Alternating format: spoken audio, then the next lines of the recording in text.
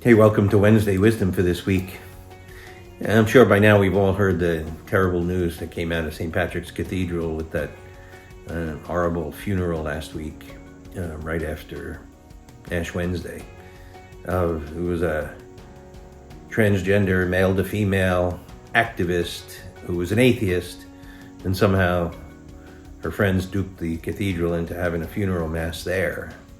And there were 1,000 people, and they started acting up and shouting all sorts of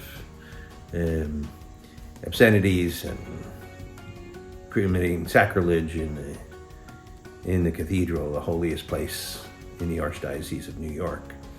And so the priest had to cut it short and just do a funeral ceremony. And as a result, then the transgender activists start denouncing the church, and I think even today there's some kind of press conference they're going to have to demand an apology from the church and so on.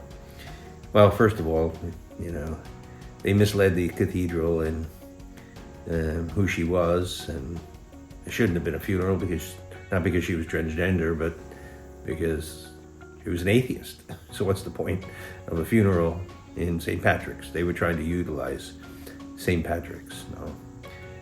But it's a good reminder for the rest of us what we're up against sometimes, and that some of the enemies of the church are really determined to embarrass and humiliate the church.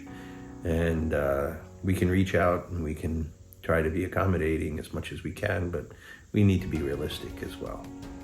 They're trying to hurt the faith, and they're trying to embarrass the faith. And we got to remember what a funeral is for. It's to pray for the repose of the soul of the person who died, to pray that that person will be forgiven his or her sins and enter into heaven.